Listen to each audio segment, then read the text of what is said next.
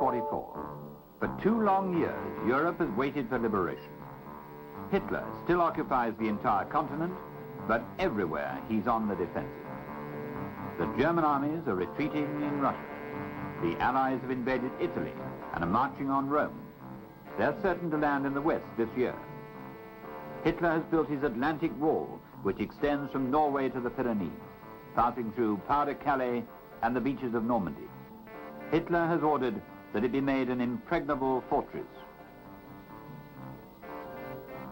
Field Marshal Rommel, the Desert Fox, is now Commander-in-Chief of Army Group B and Inspector General of the coasts of Holland, Belgium and France, a 900-mile front. For Rommel, the battle will be fought here on the beaches. He will throw the British and American forces straight back into the sea. This will be the longest day, he warns. Rommel is not happy from the moment he sets foot on the shore. Why are these beaches so utterly devoid of obstructions? Wooden stakes and concrete piles. At high tide, they'll be hidden below the surface, and on landing will pierce the Allies' boats.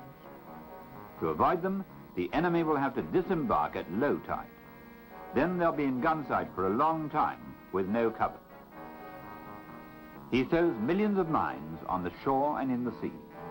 He's going to flood all the lowlands from Holland to the Cotentin Peninsula.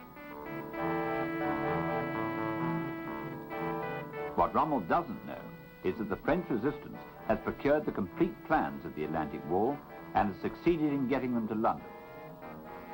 The Allies know the position of each pillbox, the caliber of every gun, the strength of each infantry unit. At the Casablanca conference, Roosevelt and Churchill have agreed to continue the war until the unconditional surrender of Germany.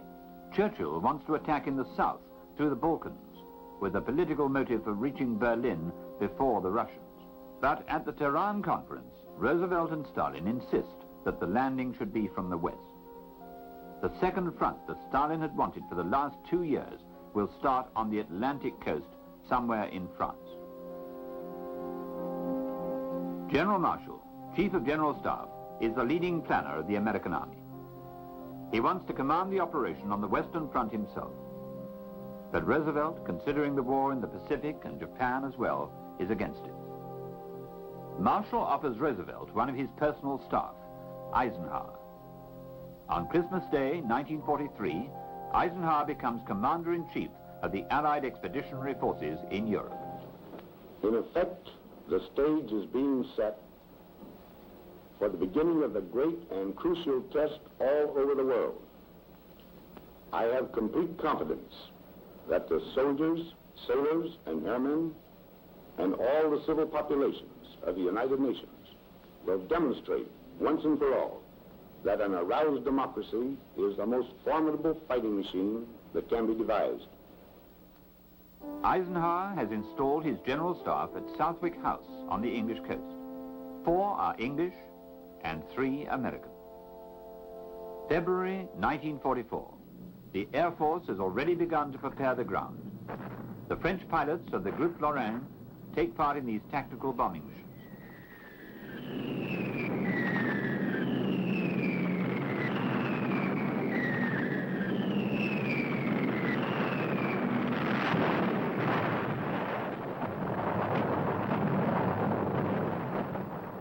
In 4 months, 6,000 planes make 22,000 sorties and drop 76,000 tons of bombs on occupied France. Between the Seine and the Loire, all crossroads, railway stations and bridges are being systematically destroyed. This will prove fatal to the movement of German armor in the battles to come.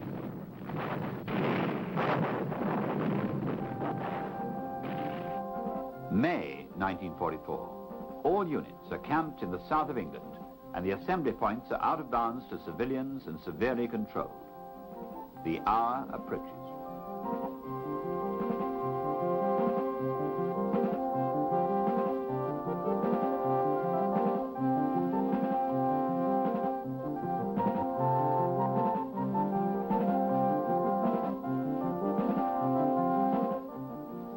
Rations are distributed and occupation money in francs. So the landing is going to be somewhere in France. But where? The soldiers will now depend on their training and their weapons to see them through. Both will have to be as sharp as possible to defeat the experienced German soldiers waiting on the other side of the water. There's plenty of time to write long letters to parents in Sussex or Oklahoma, the last perhaps. Censorship. For several days, even ambassadors are unable to communicate with their governments. England is cut off from the world.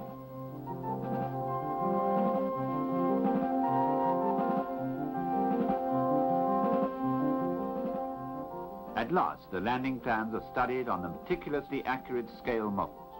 Every single tree is there, but the place names are fictitious. Is it Brittany, Normandy, or Pas-de-Calais? General George Patton, christened Old Blood and Guts by the GIs in Italy, has positioned his troops just outside Dover, opposite Pas-de-Calais. But this turns out to be just another maneuver to deceive the enemy. It completely misleads the Germans. It is exactly here, in the Pas-de-Calais, that they are waiting for the Allied attack. This is the most fortified spot on the Atlantic coast. Rommel, nervous and tired, decides to leave for Germany. It's his wife's birthday. He's also arranged a meeting with Hitler to ask for more reinforcements. The weather report is bad, so he sets off the following morning at dawn, after reassuring his troops.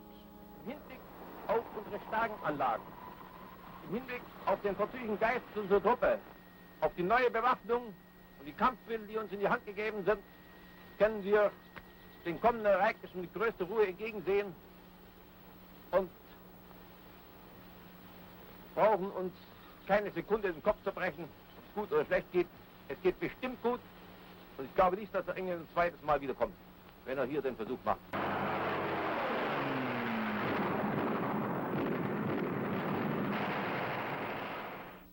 Meanwhile, in the English ports, the troops have embarked. Loaded like pack horses, they've been issued with all equipment in triplicate.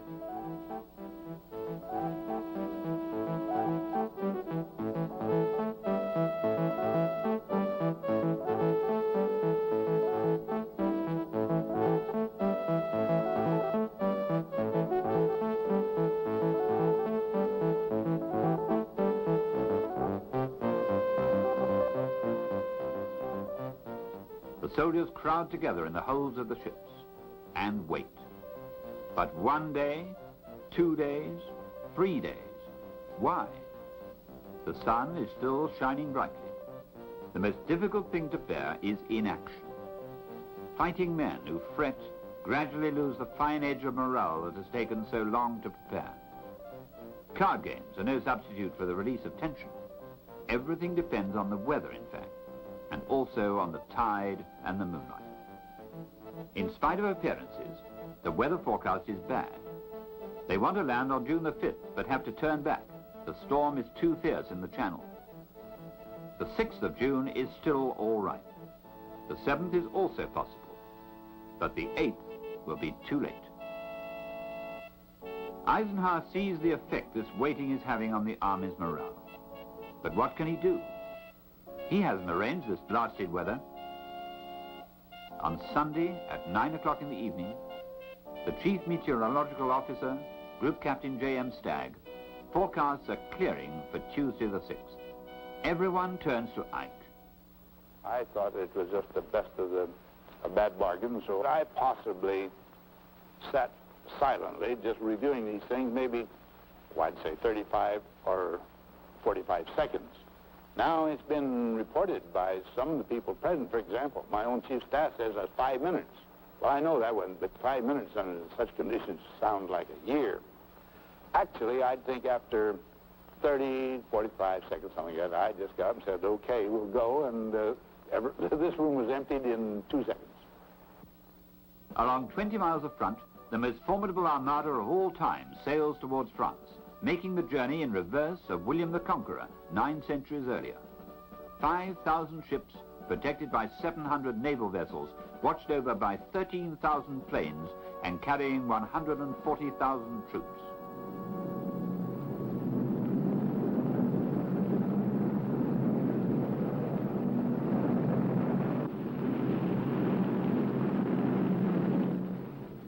Out in the Channel, the storm hasn't died down yet. The weathermen have been mistaken about that.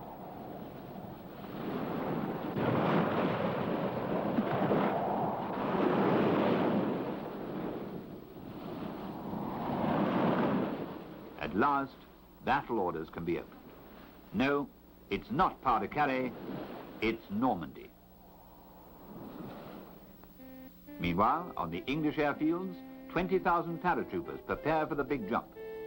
2 American divisions, the 101st under General Maxwell Taylor, and the 82nd under General Ridgway and General Gavin, and 1 British division under General Gale.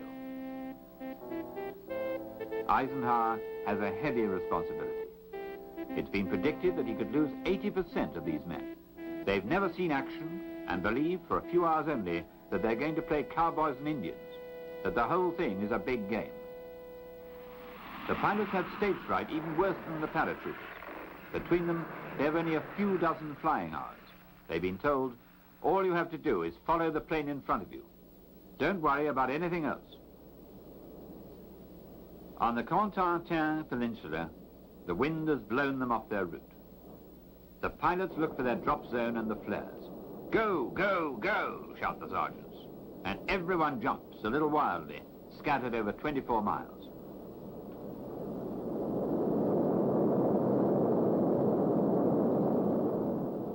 Every man falls where he can.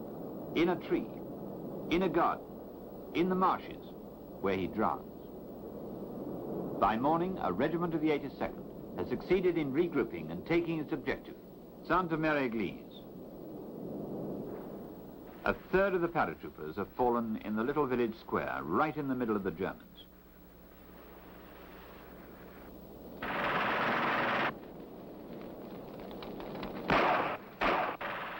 The objective is the region between the Vire Valley and the Valley of the Orne. Security has been secured by 2 paratroop drops, one around Sainte-Mère-Église, 2 American divisions, and the other to the west of Caen, a British parachute division.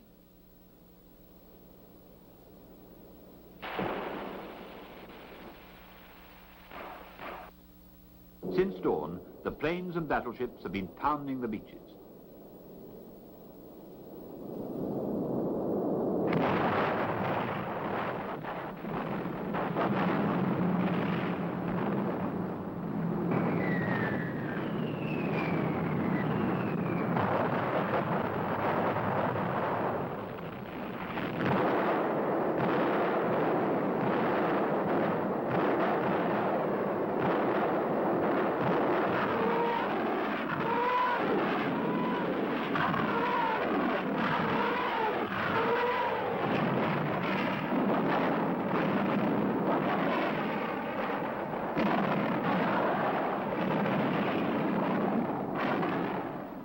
The landing itself will take place on 5 code-named beaches.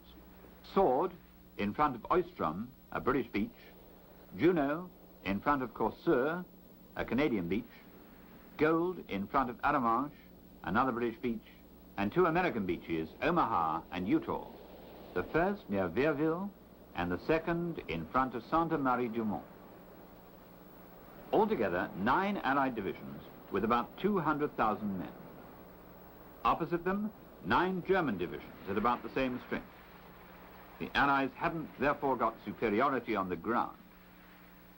Nevertheless, on Utah Beach, everything is going well. The first assault wave is commanded by General Teddy Roosevelt, 57 years old, cousin of the President. The Air Force has leveled the Atlantic Wall. Some German land troops, stunned by the bombardment, surrender without a real fight.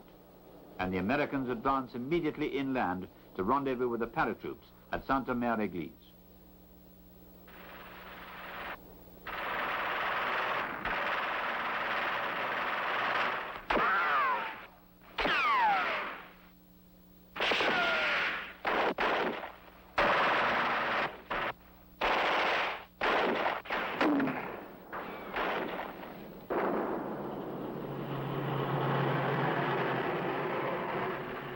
The fascinated Normans can hardly believe their eyes, while the children stare open-mouthed at these soldiers from the skies. For the moment, it's a military walkover. So where are the Germans? They're there, crouching in ambush. A battalion of the 6th Regiment under Colonel von der Heydt, specially trained for anti-air landing operations, waiting for the Americans on the road to Carentan. The German soldiers are well trained and still confident of defeating the untried Allied soldiers who are thrown ashore in what appears to be a desperate gamble. There are a few commanding officers, however, who understand more of the task facing them. Colonel von der Heydt, who commands the anti-parachute operations around Carentan, had installed his command post in the village of Sainte Marie du Mont. When he climbed into the church tower to look out towards the coast, he saw a sight that was enough to dishearten the bravest soldier. The Allied invasion fleet lay offshore, his soldiers hidden in the bushes, waiting for the first wave of American troops, were wise to skulk and hide in ambush. The tide of military power coming in was awesome. The first American prisoners confirm it. Yes, it really is the landing. But they seem to be thinking to themselves, wait and see what's in store for you.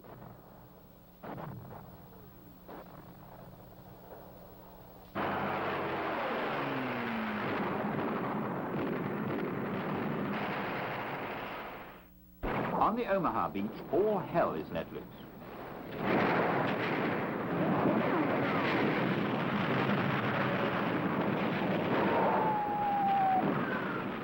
The Allied Air Force has missed its target.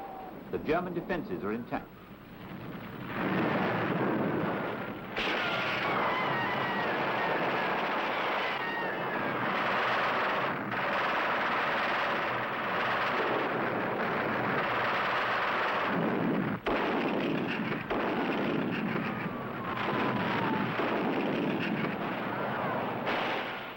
The first assault wave is stuck in the mud, but the others are already following. The second, third, and fourth. The tide rises. Thousands of men are crowded together between the sea and the cliff. The amphibian tanks have been put into the sea too soon. They're foundering, one after the other.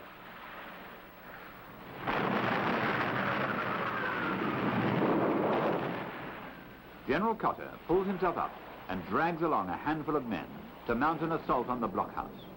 The Omaha landing succeeds, but at a terrible price. 2,000 dead, wounded, or missing.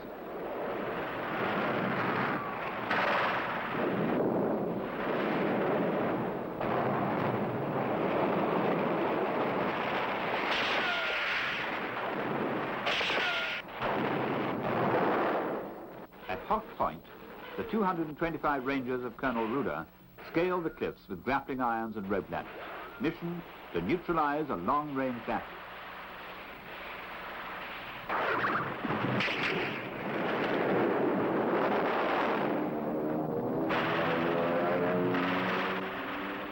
When they take possession of it, Colonel Ruder has lost half his men, and he sees that the guns aren't there. They've been moved inland. For 48 hours, the resistance had been trying to inform London.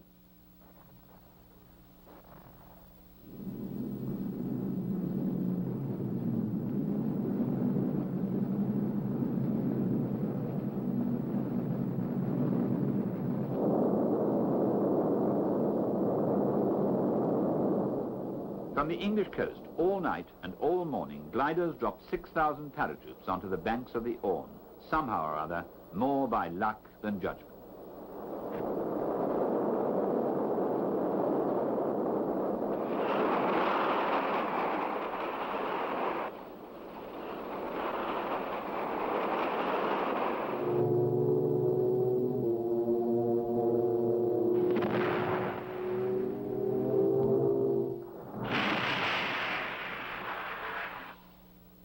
The mission of the British paratroops is to secure the bridge of Bennoville on the Orne.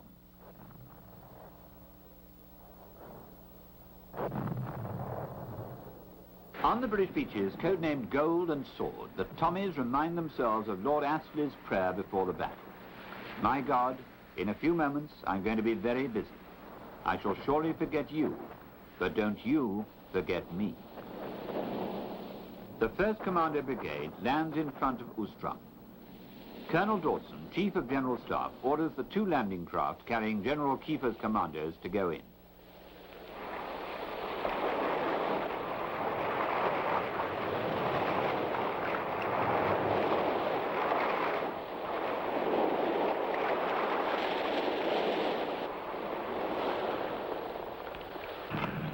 price of heavy losses, Kiefer's commandos take the blockhouse the Germans had built in the square of the Casino de Rivabella. Now they can carry on towards the bridge at Benouville, where the paratroops are waiting. At the head of the commandos is the youngest general in the British Army, already a veteran of Narvik and Dieppe. 30 years old, a Scottish peer, General Lord Lovat. With Lord Lovat was Bill Millin, his personal piper. 30 years later, Bill Millin returns to the bridge of Benouville to play blue bonnets over the border, as he had in 1944, when he marched alone over the bridge to pipe his defiance.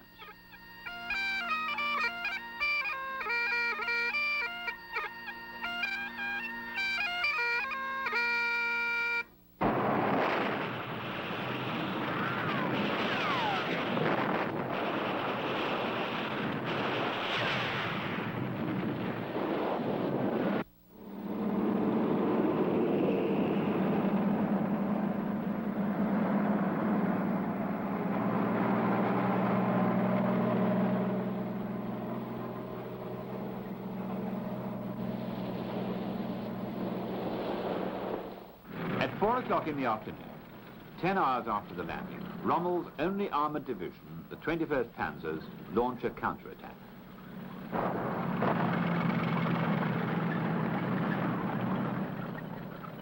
The Germans discover in their turn the attractions of the Allied equipment, the Jeep, which they enthusiastically adopt. At the end of the day, the 21st Panzers reach the beach at Luce-sur-Mer, the only Germans ever to do so. Rommel was right. It was here that the battle should have been fought. It was too late now. The Germans fall back to their previous positions. Rommel returns from Germany the same evening, June the 6th. He inspects the front and interrogates General Meindel's paratroops himself. Then he goes to Saint-Germain to see old Marshal von Rundstedt, Commander-in-Chief in the West. Rommel is furious. He wants armored troops, armor at any price. He must shorten the front and counterattack quickly. But Hitler obstinately keeps the Panzer SS in reserve. The Führer will listen to nothing. He has no confidence in anyone. What if this landing is a trick, he says. To all appearances, he lives in a dream of secret weapons, the V1, the flying bombs with which he has decided to destroy London. In 15 days, 2,000 V1s are launched on England, causing considerable havoc.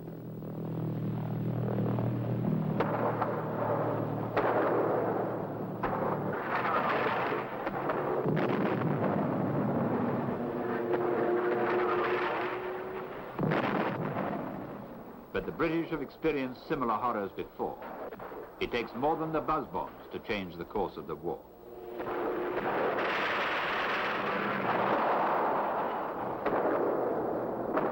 At last, Hitler believes the invasion.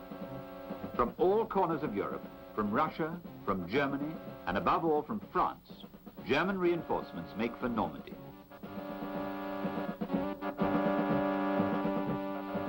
Il fait chaud à Suez, il fait chaud à Suez, repeats the BBC. That's the signal. The French resistance joins in the battle.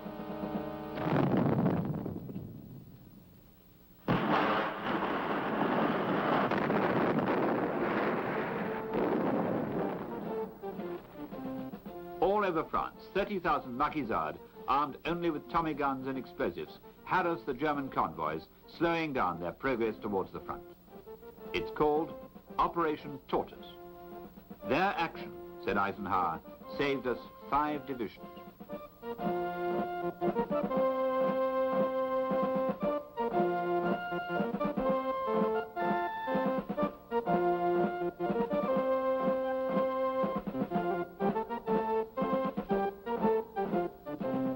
Revenge is swift and savage, and the Germans find Frenchmen, Darnan's militia, to help them kill and torture other Frenchmen.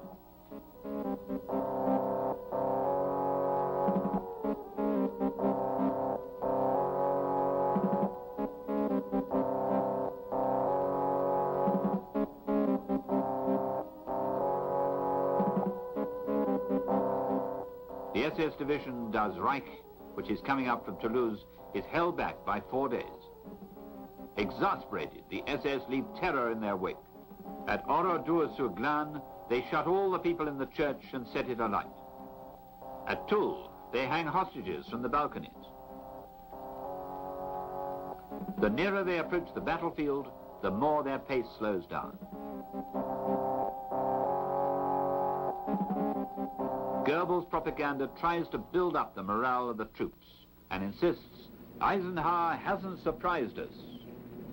Propaganda is of little comfort to the German soldier, and he undergoes all the shattering effects of the American fighter-bomber attacks.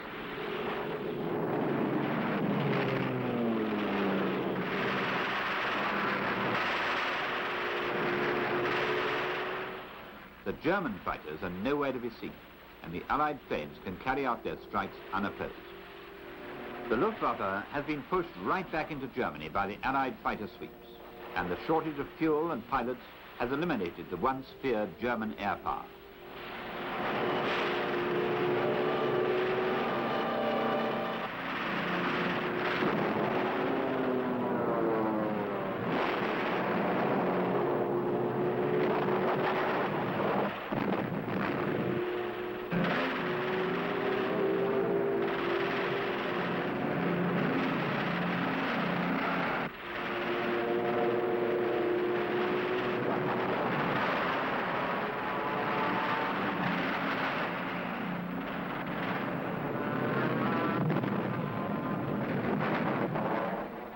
On the evening of June the 6th, the Allies haven't attained all their objectives.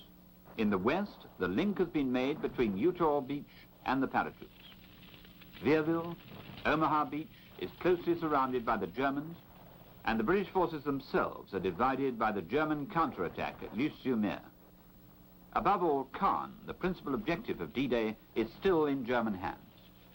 The Americans go up the Cotentin Peninsula, following a road marked by ruined villages. For the Normans, liberation has two faces, war and friendship. In advance of their other countrymen, they learn several American words, GI, Jeep, OK.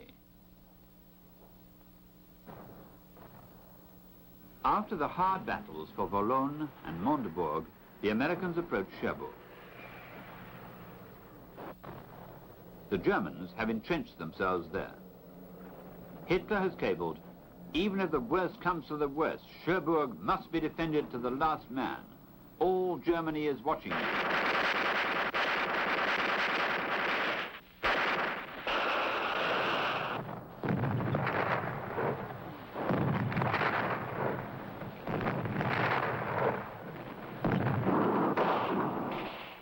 For a whole week, the town has had to be cleaned up house by house.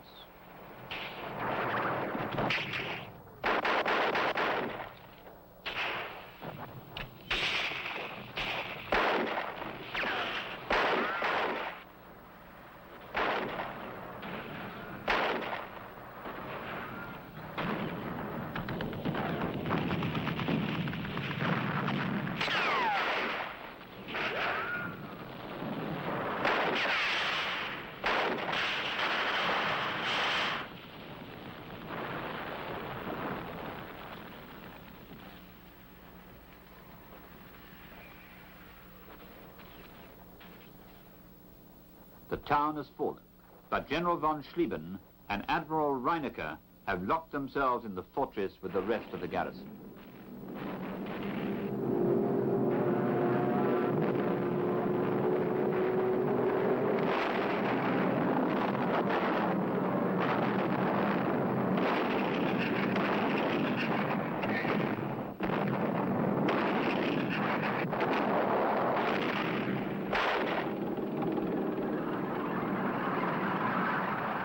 German soldiers, surrender.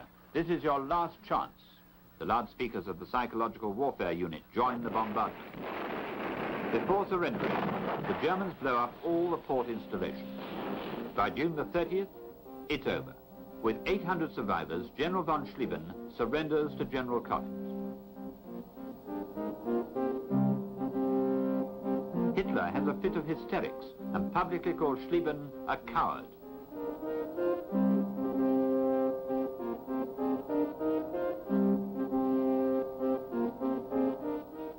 Cherbourg is taken. Cherbourg, of which nothing remains. In 19 days, record time, American engineering know-how, helped by French workmen, put the port in working order.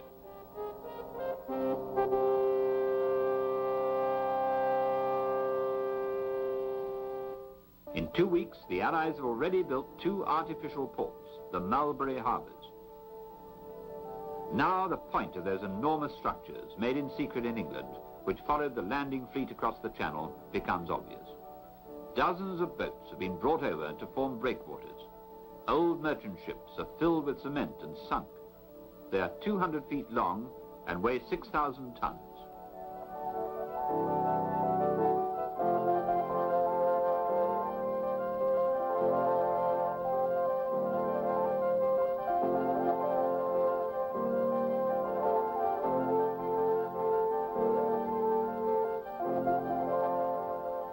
Finally, 11 miles of jetties are constructed with hundreds of floating pontoons. The English dock has been constructed at Arromanches and christened Winston in honor of Churchill, who had the idea of trying this giant Meccano set. The second, the American port, has been installed in front of Saint Laurent. On June the 19th, a storm blew up, the most violent that had ever been experienced for that time of year.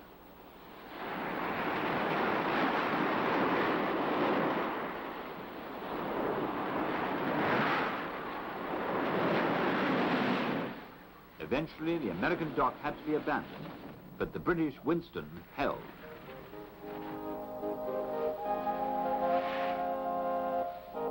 In 2 months, 2 million men and 500,000 vehicles had disembarked at Arromanches.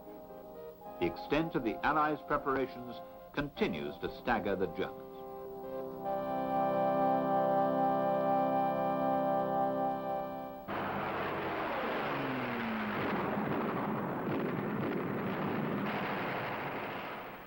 One week after the landing, the Americans have constructed 45 landing strips in metallic mesh.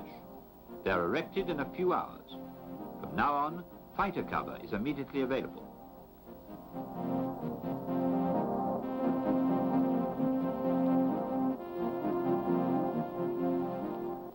Lost on a deserted beach in the south of England, this strange ice cream parlour is really a secret pumping station. To keep the expeditionary force supplied with fuel, Churchill has the idea for a pipeline, codenamed Pluto, whose enormous reels unroll and lie along the bottom of the Channel.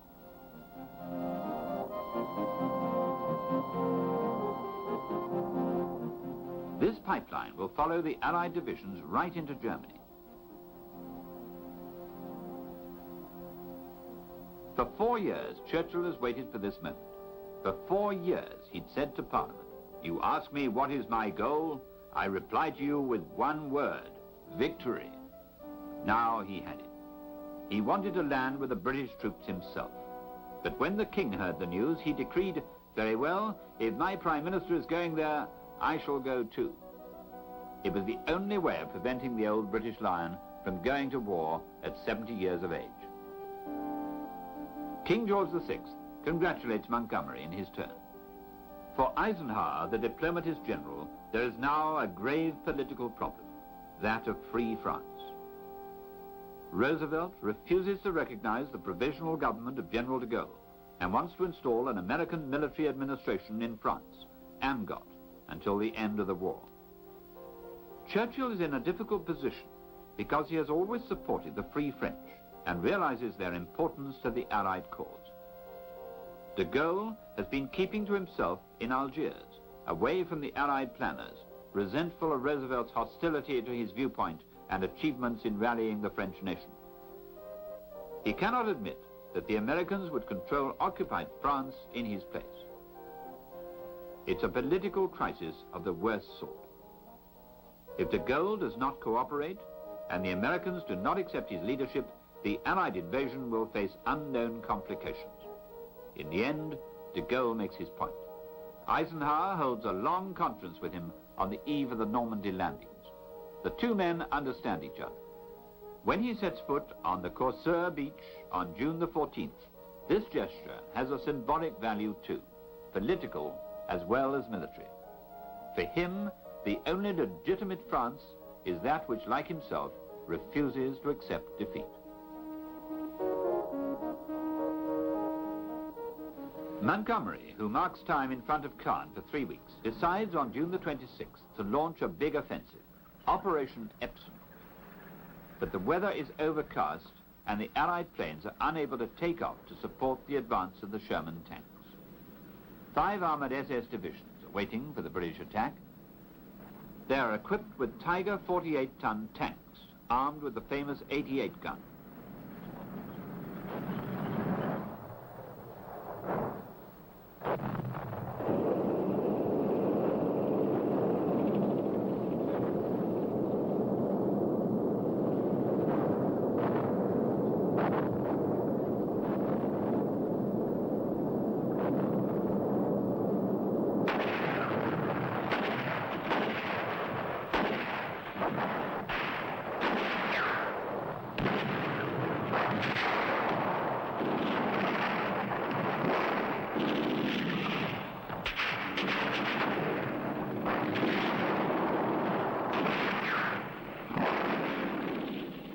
Tigers savage the Allied tanks. One single crew destroys 16 Shermans in 1 hour. Operation Epsom is halted in its tracks.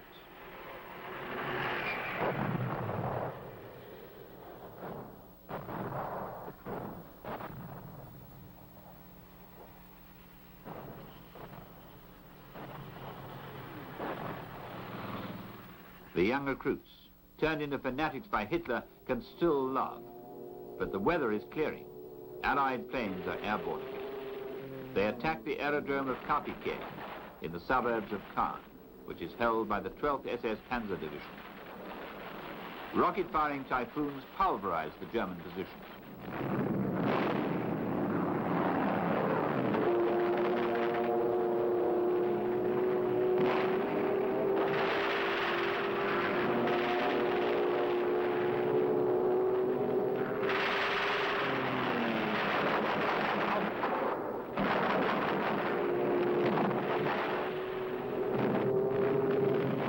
Montgomery wants to make an end and decides to wipe out the German defenses. On July the 7th, he loses 467 heavy bombers on Caen before attacking the town from the front.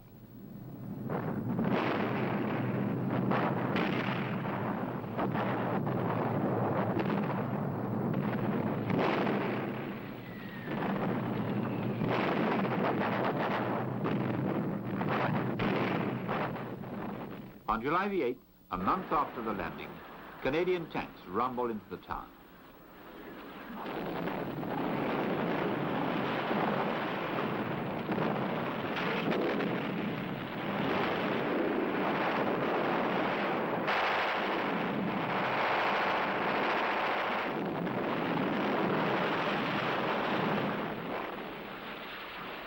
After 10 days of fighting in the streets, the British achieved the capture of Caen.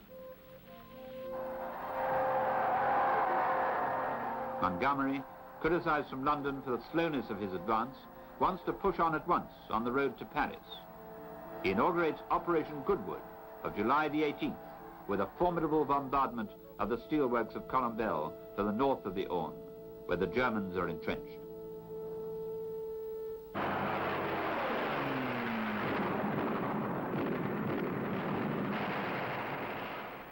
The Cromwell tanks set themselves in motion at 5:30 in the morning on July the 18th. The Tigers, having been knocked out by the bombardment, the British divisions follow the railway line from Cagny and advance freely onto the plain.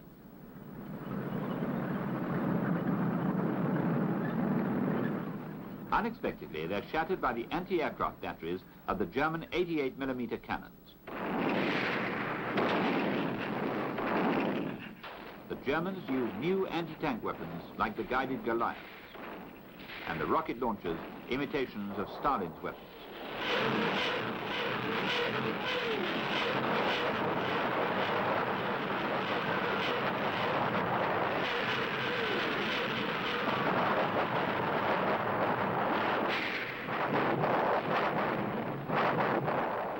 More than 100 British tanks are destroyed.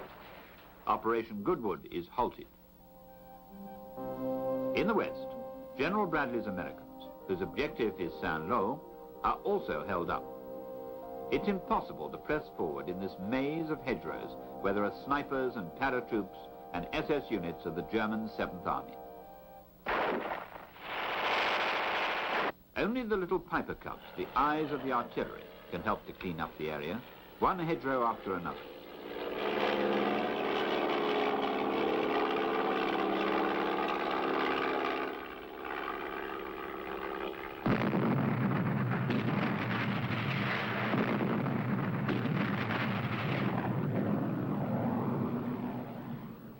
Even the tanks are caught up in the tangle. 12 divisions take 17 days to advance 6 miles. An American handyman, Sergeant Cullen, then invents a new monster, the rhinoceros. Using Rommel's iron stakes from the beach defences, he prepares spurs which are welded to the front of the tanks. Thanks to him, the armoured troops break free of the thickets and go forward again. On July the 18th, the Americans at last seize Saint-Lô. The first jeep to enter the town carries a coffin on its hood, draped with the stars and stripes. It's the body of Major Howe. He had sworn to be the first to enter Saint-Lô. His men have respected his wish.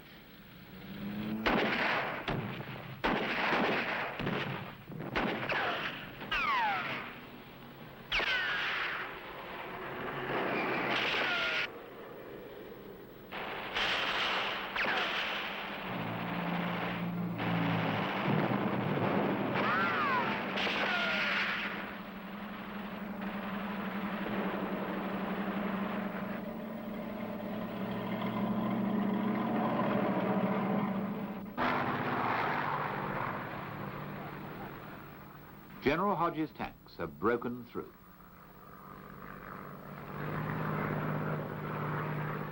Patton's army sweeps across the breach, and the advance of the armies through the liberated towns begins to take on an air of triumph.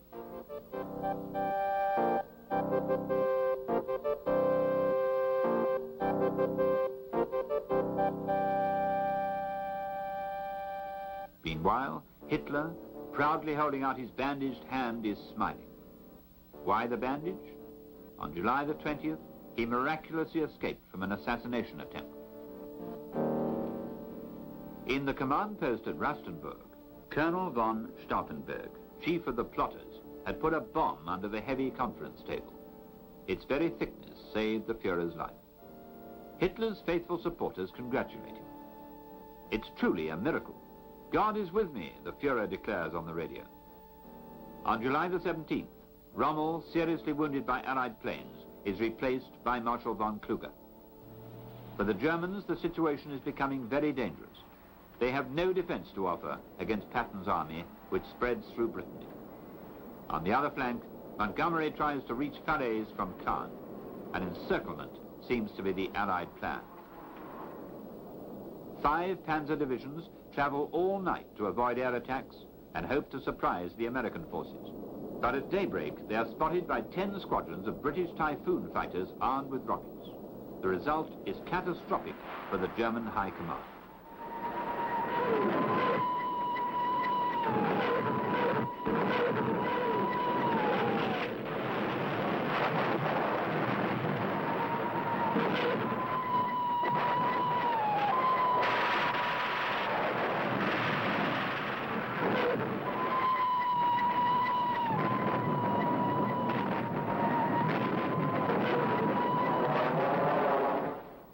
"163 German tanks are destroyed. The Panzer SS are crippled. For the first time in military history, a powerful ground offensive has been stopped by planes alone. On the Normandy beaches, Allied reinforcements continue to flow in.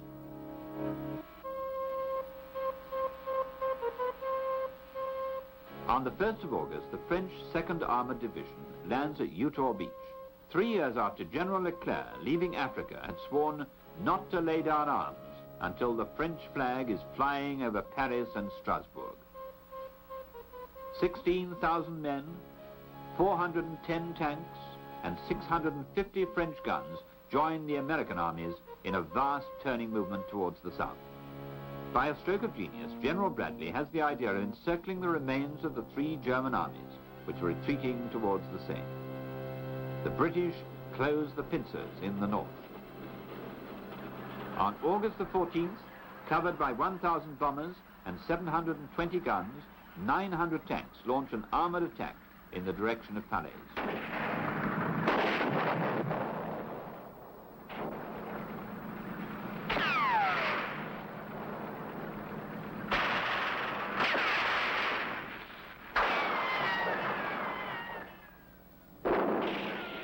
On the morning of the 16th, the Canadians take Falaise and the castle of William the Conqueror. Montgomery telephones Bradley, "We will meet at Chambois." And on August the 19th, the Allies make their rendezvous in this little village on the Dives.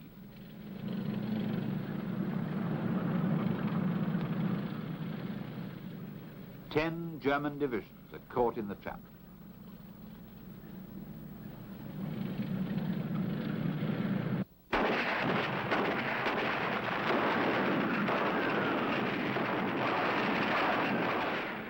On Mount Ormel, General Mazièque's poles guard the entry to the Falaise pocket.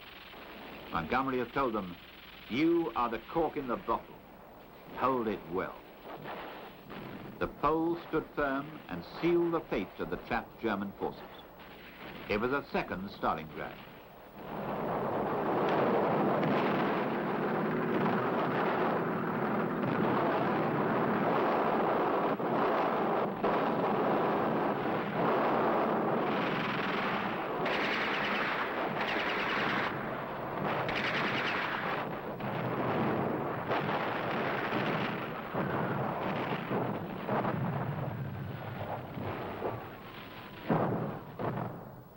In 2 days, 2 German armies dissolved in the cauldron of the Falaise. In 2 days, Hitler lost his best regiments, the crack paratroops and the redoubtable SS Panzer divisions. He had hesitated too long before throwing them into battle.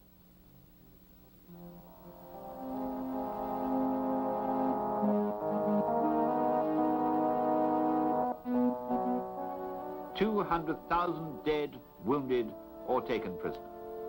The Battle of Normandy had lasted 2 months and 15 days. It was the end of the road for the Germans in the West.